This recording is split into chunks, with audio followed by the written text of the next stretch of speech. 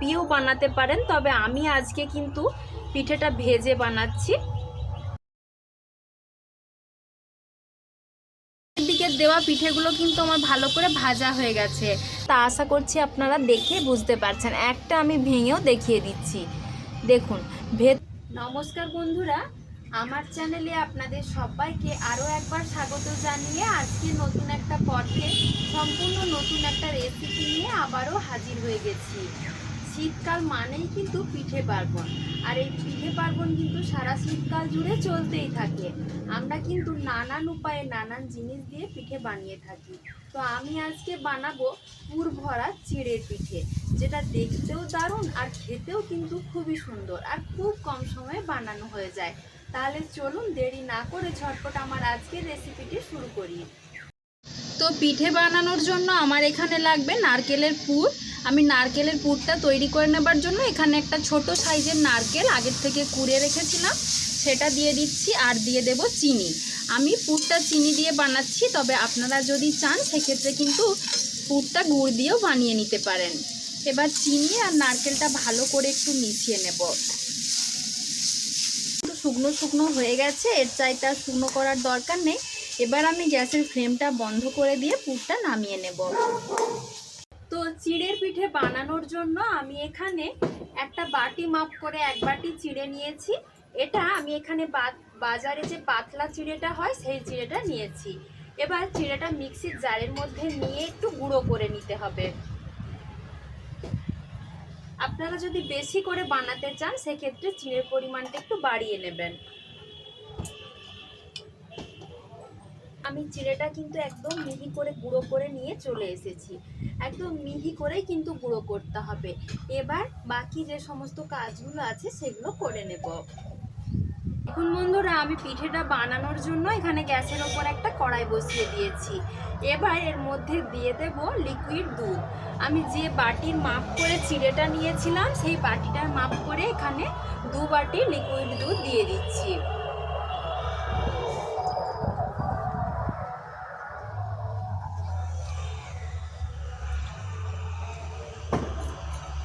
এবার দুধটা একটু ফুটতে দেব, কিন্তু ফুটতে শুরু করে দিয়েছে।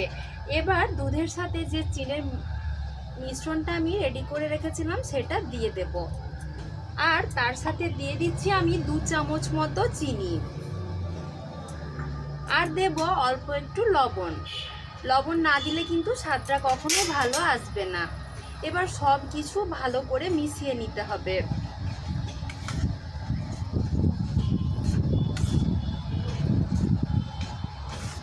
এই সময় গ্যাসের আঁচটা একটু কমিয়ে রেখে সব কিছু মেশাতে হবে, তা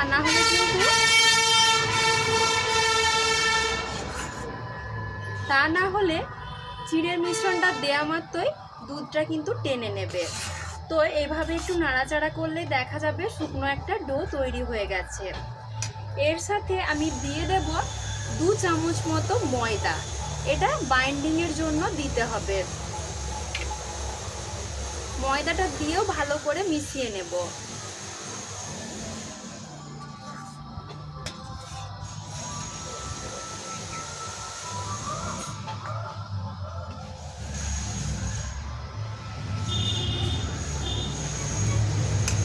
তো মিশ্রণটা আমার রেডি হয়ে গেছে। এবার গ্যাসের আঁচটা আমি বন্ধ করে দিচ্ছি।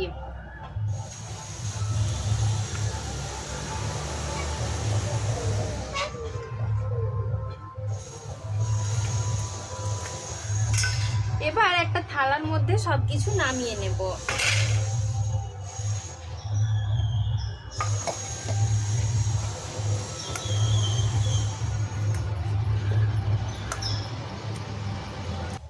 এবার এই ডোটা অল্প একটু ঠান্ডা হয়ে গেছে, পুরোপুরি ঠান্ডা করা কিন্তু যাবে না। এর মধ্যে সামান্য একটু ঘি দিয়ে দিচ্ছি, দিয়ে ভালো করে মেখে নিতে হবে। এই কাজটা কিন্তু হালকা গরম থাকা অবস্থাতেই করতে হবে, ঠান্ডা হয়ে গেলে একদমই মাখা যাবে না।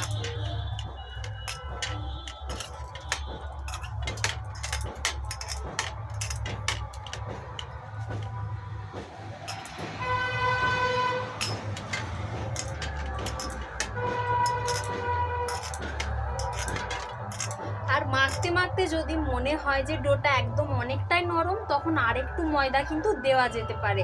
এমনটা নয় যে আমি 2 চামচ ময়দা দিয়েছি বলে আপনাদেরকে 2 চামচই এখানে দিতে হবে।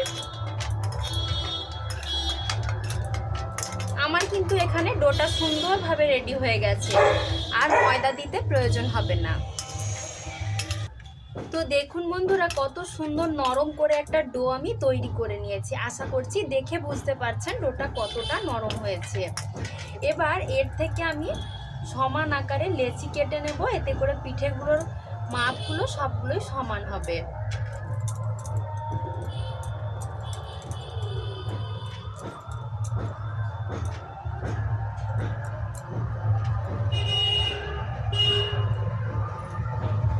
লেচিগুলো কেটে নিয়েছি। এবার হাতটা প্রথমে পরিষ্কার করে ধুয়ে নেব, তারপর পিঠেগুলো তৈরি করব। করে কেটে নিয়েছি আর পাকিয়েও নিয়েছি। আর আগেই তো আমি নারকেলের পুরটা বানিয়ে রেখেছিলাম। এবার পিঠেগুলো তৈরি করে নেব। সেই জন্য একটা লেচি হাতের মধ্যে নিয়ে প্রথমে এভাবে একটা বাটি করে নিতে হবে।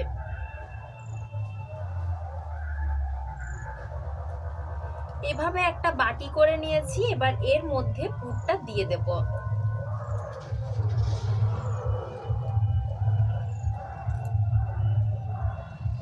তারপর মুখটা ভালো করে আমি মুড়ে নিচ্ছি।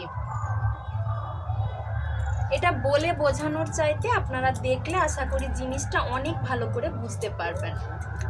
তো প্রথমে মুখটা সুন্দর করে মুড়ে নিয়েছি।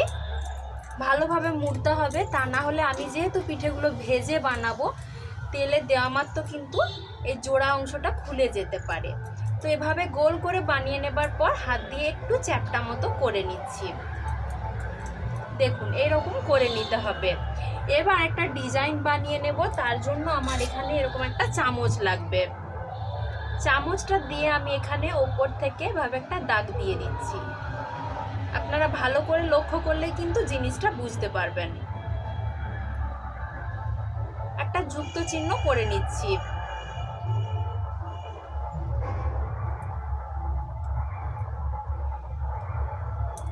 এবার এই কাটা অংশগুলো ভালো করে এদিক থেকে একটু কেটে নেব।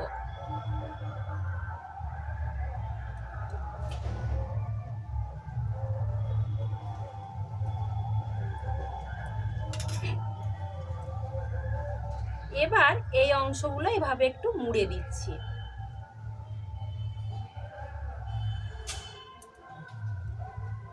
তাহলে কিন্তু সুন্দর একটা ফুলের মতো ডিজাইন চলে আসবে।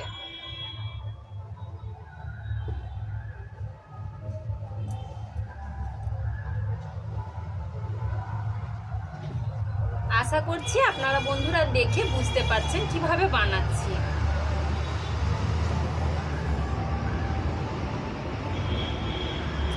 তো দেখুন একটা সুন্দর ফুলের শেপ কিন্তু এসে গেছে। একটা পিঠে আমি বানিয়ে নিয়েছি। এবার আমি ওপর থেকে হালকা করে আরেকটু কেটে দেব, যাতে করে ডিজাইনটা সুন্দর একটা ভালোভাবে বোঝা যায় আর কি। এইভাবে 3টে দাগ দিয়ে দিচ্ছি। আপনারা কিন্তু এই পিঠেটা না ভেজে ভাপিয়েও বানাতে পারেন, তবে আমি আজকে কিন্তু পিঠেটা ভেজে বানাচ্ছি। এইভাবে 3টে করে দাগ দিয়ে দিচ্ছি।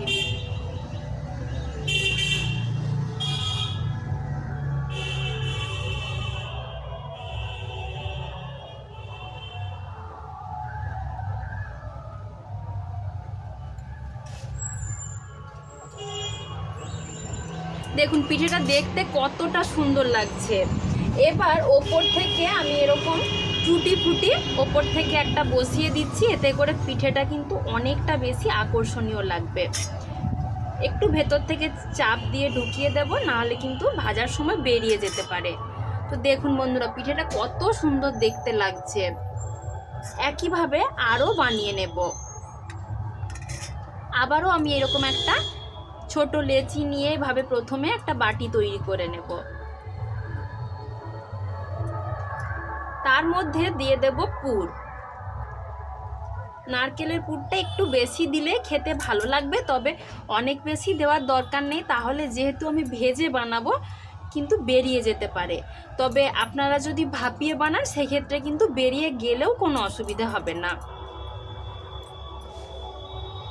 মুখটা প্রথমে ভালো করে মুড়ে নিচ্ছি, না হলে ফেটে বেরিয়ে যাবে। তারপর এভাবে চ্যাপটা মতন একটা শেপ দিয়ে দেব।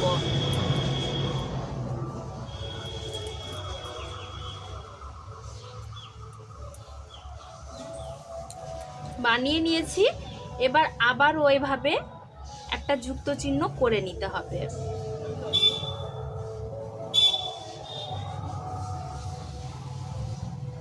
একটু চেপে চেপে দিতে হবে, তাহলে দাগগুলো স্পষ্ট দেখা যাবে। আর এই সাইডগুলো একটু করে এরকম করে দাগ দিয়ে দিচ্ছি।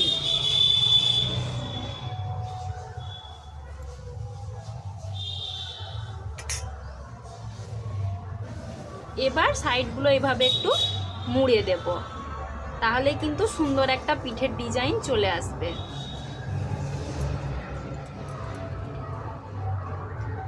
বানানো কিন্তু ভীষণ সহজ, আপনারা দেখলেই আশা করি বুঝে যাবেন।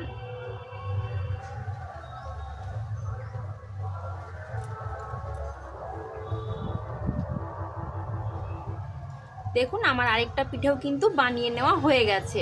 এবার ডিজাইনটা ওপর থেকে করে নেব। আরেকটা পিঠে বানিয়ে নিয়েছি, এবার ওপর থেকে ডিজাইনটা করে নেব।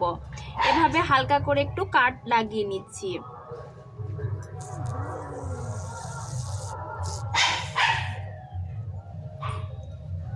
আপনারা ভালোভাবে লক্ষ্য করলে কিন্তু ডিজাইনগুলো বুঝতে পারবেন। আর এই সাইডগুলো একটু এরকম করে ডিজাইন করে নেব।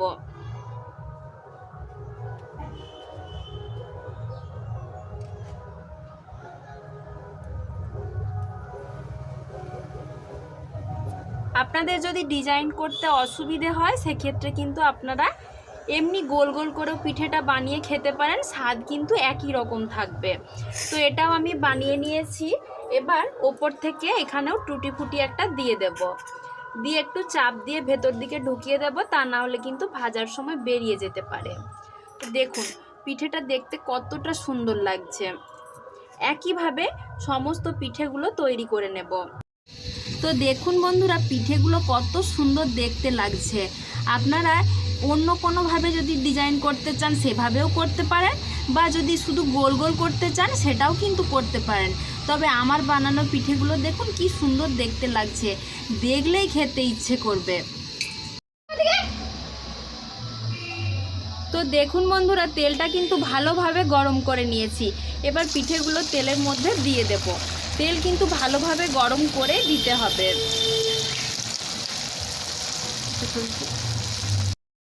তো দেখুন বন্ধুরা প্রথমের দিকে দেওয়া পিঠেগুলো কিন্তু আমার ভালো করে ভাজা হয়ে গেছে। যেগুলো লাল করে ভেজে নিয়েছি সেগুলো আমি তুলে নিচ্ছি। এগুলো উল্টে পাল্টে একটু সময় নিয়ে ভেজে নিতে হবে, তবে খুব বেশি নাড়ানাড়ি করলে কিন্তু ফেটে যেতে পারে, যেহেতু পিঠেগুলো ভীষণ নরম থাকে। তো দেখুন বন্ধুরা যে পিঠেগুলো আমি প্রথমের দিকে দিয়েছি সেগুলো কিন্তু লাল করে ভেজে নিয়েছি, সেগুলো তেল ঝরিয়ে তুলে নেব। একটু সময় নিয়ে উল্টে পাল্টে ভেজে নিতে হবে, তবে দেওয়া মাত্রই কিন্তু নাড়ানাড়ি করা যাবে না, যেহেতু পিঠেগুলো ভীষণ নরম থাকে তাই কিন্তু ভেঙে যেতে পারে। তো এই দিকের পিঠেটা আমার হয়ে গেছে। একইভাবে আমি সব পিঠেগুলো ভেজে তুলে নিয়েছি। আপনারা চাইলে কিন্তু একইভাবে পিঠেগুলো ভাপিয়েও বানিয়ে খেতে পারেন, তবে আমি আজকে ভেজেই বানিয়েছি। দেখতে পিঠেগুলো কত সুন্দর হয়েছে আর কতটা মুচমুচে হয় তা আশা করছি আপনারা দেখে বুঝতে পারছেন। খেতে কিন্তু ভীষণ সুন্দর লাগে, আপনারা অবশ্যই বানিয়ে দেখবেন। পিঠেগুলো কত সুন্দর মুচমুচে হয়েছে তা আশা করছি আপনারা দেখে বুঝতে পারছেন। একটা আমি ভেঙেও দেখিয়ে দিচ্ছি। দেখুন ভেতর থেকে পুরে একদম ঠাসা, ভেতরটা কিন্তু বেশ নরম হয় আর ওপরটা কিন্তু একদম মুচমুচে, খেতে খুবই সুন্দর হয়। অবশ্যই এভাবে বাড়িতে বানিয়ে দেখবেন, আশা করছি আমাদের মতো আপনাদেরও অনেক ভালো লাগবে।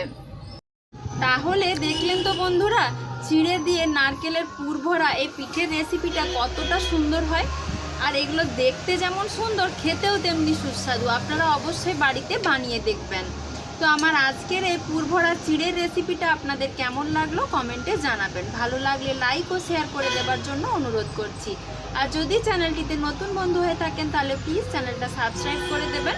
আজকের মতো এই পর্যন্ত। খুব তাড়াতাড়ি আবারও হাজির হয়ে যাব নতুন কোনো রেসিপি নিয়ে। সবাই ভালো থাকবেন, সুস্থ থাকবেন। ধন্যবাদ।